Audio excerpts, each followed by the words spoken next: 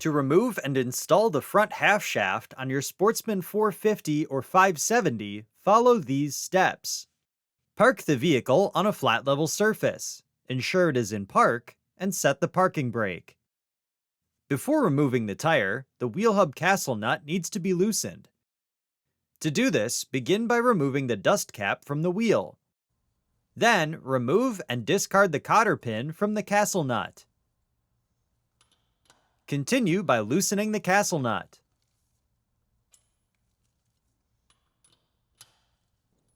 Next, loosen the lug nuts while the vehicle is on the ground, but do not remove at this time. Then, safely elevate the vehicle. Reference your owner's manual for proper lifting techniques. Once safely elevated, remove the lug nuts and set aside.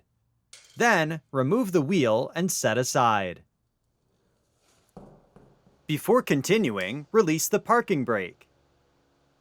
Next, loosen the set screw on the back of the caliper to allow the caliper mount pin to slide backwards. Then, remove and retain the caliper fasteners and 2 washers.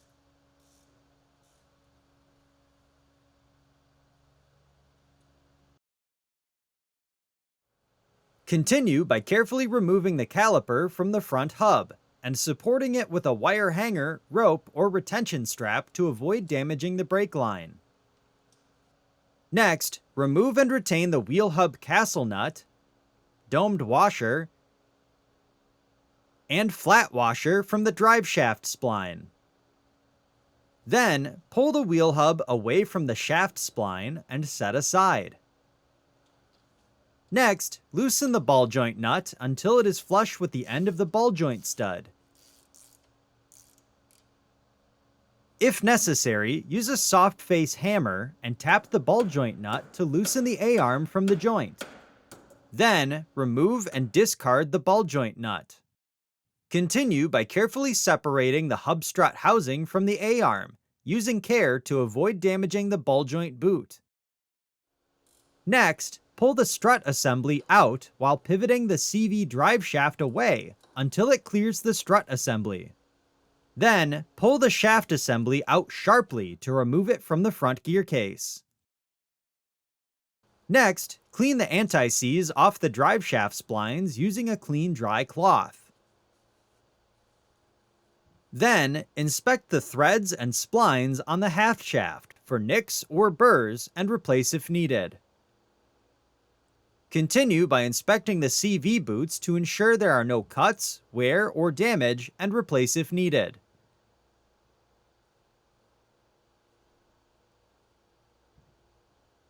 Next, remove and discard the compression ring on the drive shaft. Then, install a new compression ring into the groove on the end of the drive shaft, and ensure it is fully seated. Then, apply new anti-seize to the splines on the half shaft.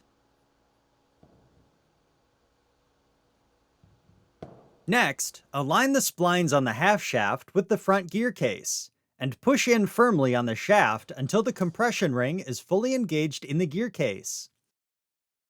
Continue by installing the drive shaft into the strut assembly.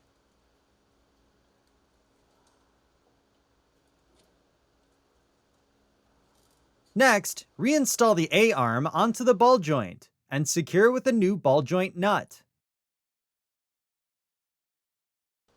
Then, torque the nut to specification.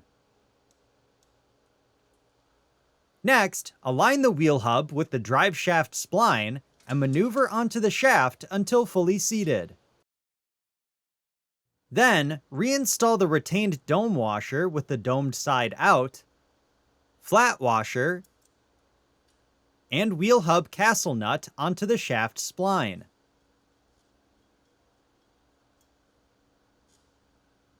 Next, carefully slide the caliper assembly onto the brake disc, ensuring the brake rotor is between the 2 pads.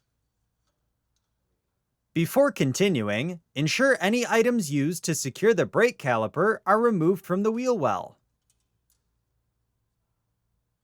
Then, reinstall the lock washer and flat washer onto the caliper fasteners. And reinstall the two fasteners into the caliper bracket.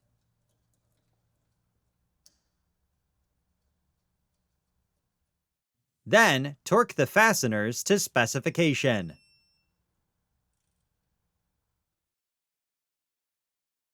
Next, tighten the set screw on the back of the caliper until the pads touch the brake disc. Then, loosen the set screw a half turn. Next, reinstall the wheels on the vehicle and tighten the lug nuts until fully seated. Then, safely lower the vehicle until the tires begin to touch the ground. This will help keep them in place when torquing. Once lowered, torque the lug nuts to specification in a crisscross pattern. Then, torque the wheel hub castle nut to specification. Next, install a new cotter pin into the castle nut. If necessary, slightly tighten the castle nut to align the cotter pin hole.